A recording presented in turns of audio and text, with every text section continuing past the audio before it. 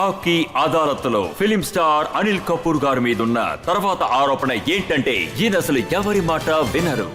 ఒక మంచి పాట ఉంది కదా, నేను అది చేస్తాను ఇది చేస్తాను ఎవరి మాట వినను అని. మీరు ఇందాక కూడా అన్నారు అసలు పెళ్ళనేదే చేసుకోక్కర్లేదు అని. మీకు అంతమంది చెప్పినా కూడా మీరు పెళ్లి చేసుకున్నారు కదా. మీ దగ్గర ఫ్రెండ్స్ అందరూ కూడా చెప్పారు ఏంటంటే ఈ గాంధీజీ సినిమా చెయ్యకు, ఇది ఫ్లాప్ అవుతుందని. అయినా మీరు చేశారు. ఎందుకని అంత మొండితనం? నాకేమనిపిస్తుందంటే అది అందరూ పెళ్లి చేసుకోవద్దని చెప్పారు, చేసుకున్నాను. ఈనాటికి నేను తనతోనే ఉన్నాను. 43 years గడిచాయి. నేను చేసింది కరెక్టా తప్పా? కరెక్టే కదా. గాంధీ సినిమా తీస్తున్నప్పుడు అందరూ మీరు ఏం చేసింది చెప్పారంటే కరెక్టో కాదో సునీత మేడం గారు చెప్తారు. అందుకే నేను ఎప్పుడూ మా ఇంట్లో భయపడుతూ ఉంటాను. ఇంకో విషయం ఏమిటంటే గాంధీ సినిమా తీయొద్దు అని అందరూ చెప్పారు. బట్ నాకు ఆ సినిమాకి నేషనల్ అవార్డు వచ్చింది. సో పుకార్కి నాకు నేషనల్ అవార్డు వచ్చింది, గాంధీ మై ఫాదర్కి వచ్చింది. ఇంతకంటే గొప్ప విషయం ఏముంటుంది? ఇప్పటికీ అందరూ చెప్తూ ఉంటారు it's one of the best film made from this country. అలాగే ఇది కూడా నిజమే కదా. మీ దగ్గర చాలా మంది చెప్పారు మీరు పాటలు పాడకండి అని. ఆ సినిమా పేరేంటి? చమేలి కదా, చమేలి. చమేలికి షాదీ. అది వాళ్ళు చెప్పింది కరెక్టే. అందుకే ఇంతవరకు నేను పాట పాడలేదు. తర్వాత మీరేదో ఆల్బమ్ చేస్తున్నారని విన్నాను. అది కూడా అవునా? తప్పే, అది కూడా తప్పే. సల్మా ఆగాతో. ఎంతో వేస్ట్ చేశాను. ఇక తర్వాత నేను ముంబైకి వెళ్ళి కొంచెం రిహార్సల్స్ చేసి నాకు నమ్మకం ఉంది ఈసారి వచ్చినప్పుడు నేనొక పెద్ద సింగర్ని అయ్యే వస్తాను.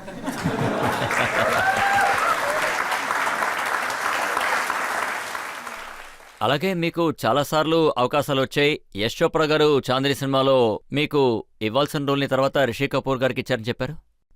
ఈ విధంగా ఎన్నో రోల్స్ ఉన్నాయి. అంటే ఒక్కోసారి ఏమనిపిస్తుందంటే బాజీగర్ రోల్, షారూఖ్ చేసిన రోల్ను ఈ అబ్బాస్ మస్తాన్ నాకు ఆఫర్ చేశారు. చాందిని రోల్ కూడా వచ్చింది. ఒక్కోసారి నాకేమనిపిస్తుందంటే ఈ విషయం నేను మా డాడీ దగ్గర నేర్చుకున్నాను. యూసఫ్ గారున్నారు, రాజ్ గారున్నారు. ఆ కాలంలో యాక్టర్స్ అందరినీ చూసుకున్నామంటే వాళ్ళకి ఆ రోల్ సూట్ కాదు అనుకుంటే ఇక వాళ్ళ రోల్ చేసేవారు కాదు.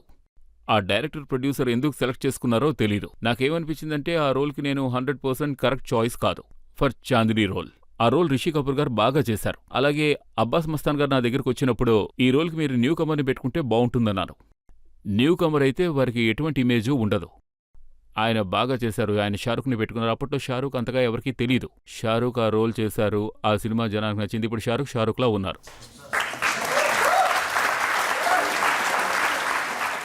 అందుకని ఇలా కూడా చెప్పలేం. నేను ఎన్నో సినిమాలు చేశాను, వాటిని మిగిలిన ఆర్టిస్టులు చేయలేదు.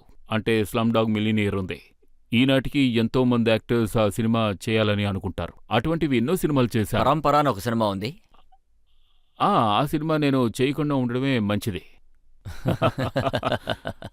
I think that's one of Yash Chopra sir's weakest film. నాకు ఆ స్క్రిప్ట్ నచ్చలేదు. I'm being very honest. నాకు ఆ స్క్రిప్ట్ నచ్చలేదు, నాకు నా రోల్ నచ్చలేదు. నేను ఆ సినిమా చేయలేనని చెప్పేశాను. I had to be honest to them. కుదరదని ఆయనతో చెప్పేశాను. నాకేమనిపిస్తుందంటే ఈనాటికి ఆయనతో ఎంతో చక్కటి బాండింగ్ ఉంది. I was very honest, I was very straight forward. నాకు నచ్చలేదంటే నచ్చలేదు, వద్దు, నేను చేయను, నిర్ణయించుకుంటే అంతే. అంటే అదేంటంటే you have to be very straight forward and honest. Yash గారు ఎలా రియాక్ట్ అవుతారు మీరు చెప్పేదంతా విని? అప్పట్లో ఆయన ఎంతో అప్సెట్ అయ్యారు. ఆ తర్వాత ఆయన ఎన్నో సంవత్సరాల వరకు ఐ థింక్ ఎంతో మంది చెప్పారు, ఆయనేం చెప్పలేదు, ఆయన ఎంతో హర్ట్ అయ్యారు అని. ఏం చేయగలం? ఆ తర్వాత ఆయన నాతో ఎంతో I hope we became very close later on. ఏదో ఒక చోట time passes, we come to know ఎవరిని దేనికోసం హర్ట్ చేయాలని. You are not trying to hurt anybody. You are being just very straight forward, honest, and you are protecting your own career which you feel is right. That's what I did.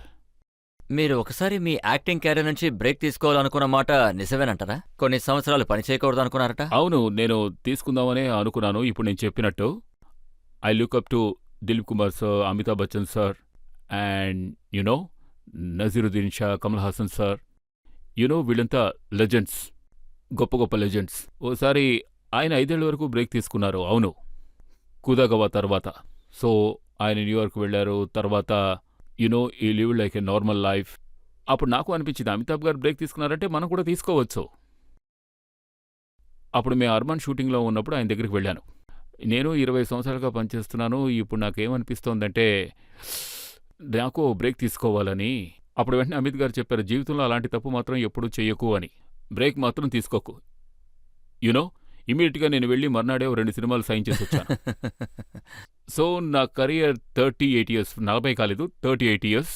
38 years నుంచి ఈనాటి వరకు నేను ఒక్క break కూడా తీసుకోలేదు. No break. అందుకే ప్రజలందరూ మిమ్మల్ని ఎంతగానో అభిమానిస్తున్నారు, మీరు సినిమాలని ఇంకా చూస్తున్నారు. ఇప్పుడు పబ్లిక్ నుంచి ఒక ప్రశ్న అడుగుతారు. సార్, మీ లైఫ్ స్టైల్లో ఏం చేంజెస్ వచ్చింది సార్? అయితే మీరు 38 ఇయర్స్ నుంచి ఈ ఫీల్డ్లో ఉంటున్నారు. సో ఆబ్వియస్లీ చాలా చేంజెస్ జరుగుంటుంది. టైం అలాంటిది. సో ఇక్కడ చూసారంటే స్టబన్ అనే నేరపడ మీ మీద ఉంది. మీరు లైఫ్ లోను స్టబన్ గా ఉంటారా, లేకపోతే టైంకి తగినట్టుగా మారుతూ ఉంటారా? ఇప్పుడున్న యంగ్స్టర్స్ అంతా very very sharp. They are very very sharp. So they will not accept you if you do something which they feel ఈయన ఎందుకు ఇలా చేస్తున్నారు, ఇంతవరకు నేను ప్రయత్నించినవన్నీ ఇవన్నీ నువ్వు చెయ్యకని ప్రజలు చెప్పడానికి ముందే నేనే చెయ్యను. కానీ ఇది కూడా నిజమే కదా, మీరు మీ హెయిర్ స్టైల్ని, మీసాన్ని, గడ్డాన్ని, పర్సనాలిటీని ఏ సినిమా కోసం మీరు మార్చుకోలేదు కదా?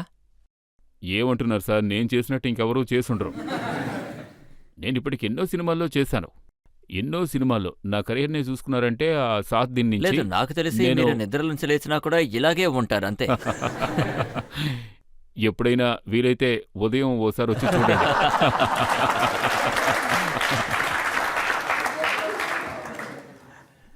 సరే, ఈ విషయాలన్నిటికీ చూసుకున్నారంటే మనం ఎలా ఉంటామో, అంటే మీరున్నట్టు నేనున్నట్టు మీకే తెలుస్తుంది. మనస్సాక్షిని అడగండి. అంటే మన భావాలు, మన మనసు, ఆ తర్వాత సోల్, స్పిరిచువాలిటీ, ఇంటెలెక్చువలీ మనకి ఒకే స్వరంలో ఉండాలంటే అందుకోసం మనం కష్టపడాల్సిందే. కష్టపడకుండా ఏదీ లభించదు. ఈనాటికి నేను ఇలా ఉన్నానంటే, ఇంకా పనిచేస్తున్నానంటే, పనిచేయడానికి ప్రయత్నిస్తున్నానంటే ఈరోజు మీరు నాకు ఇటువంటి అవకాశం ఇచ్చారు. ఇంత పెద్ద ప్లాట్ఫామ్, నేనొచ్చి మీ అందరితో మాట్లాడే అవకాశం, నన్ను మీరు ప్రశ్నిస్తున్నారు. నేను కష్టపడ్డాను, అందుకే నన్ను పిలిచారు. లేదంటే అందరినీ పిలుస్తారా? నేను చెప్పింది నిజమేగా? నిజమే. లైఫ్లో ఏదో ఒకటి సాధించి తీరాలిగా. ప్రజలకి ఎవరంటే ఎక్కువ ఇష్టమో, ఎవరిని వాళ్ళు ఇష్టపడతారో నేను వాళ్ళని మాత్రమే ఇక్కడికి అందుకు పిలుస్తాను. నేను కష్టపడాలిగా. నేనిక్కడికి రావడం కోసం కష్టపడ్డాను, మీ షోకి రావాలని.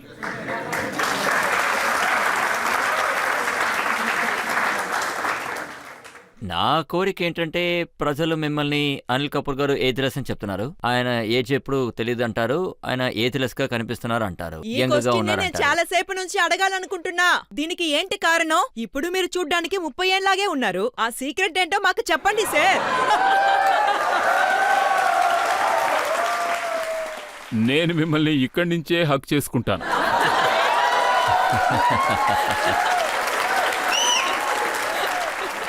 అయినా మీరు మీ సీక్రెట్ ని ఆవిడకి చెప్పలేదు కదా? నేను ఈ రహస్యం చెప్పేశానంటే నాతో పాటున్న మిగిలిన కళాకారులు, ఇది సీక్రెట్. ఈ సీక్రెట్ నేను నాలోనే ఉంచుకోవాలి. నా దగ్గర ఒక మూలిక ఉంది. ఏదో ఒకరోజు ఆ మంచి సమయం వస్తుంది, అప్పుడు నేను ఆ మూలికను అందరికీ అమ్ముతాను.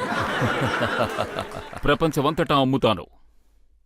ఆ తరువాత ఎంతో పెద్ద ధనవంతుడుగా గొప్పవాణ్ణైపోతాను, ఈ మూలికలు అన్నీ అమ్మి. మీరు మాట్లాడేది వింటుంటే బాబా రామ్దేవ్ గారు మాట్లాడుతుంటారు. మీరు చెప్పినట్టు నేను బాబా రామ్దేవ్ అయిపోతే ఇంకా సూపర్గా ఉంటుంది. 20,000 కోట్లతో నేను ఓ కంపెనీ పెట్టొచ్చు. ఇప్పుడు అసలు విషయం ఏంటంటే, అనిల్ కపూర్ గారు, ప్రజలందరూ మీరు ఎంటర్టైన్ చేయాలని కోరుకుంటున్నారు. యాక్చువల్గా ఆ సినిమాలో మా అర్జున్ కపూర్, అతను నాకు అబ్బాయి అవుతాడు, అతనితో పనిచేసే అవకాశం వచ్చింది. ఎంతో బాగుంది. అందులో అన్ని పాటలు తనే పాడాడు. తర్వాత కొన్ని పాటల్లో నేను డాన్స్ చేయాలని ప్రయత్నించాను. ఏ పాట వేస్తారు?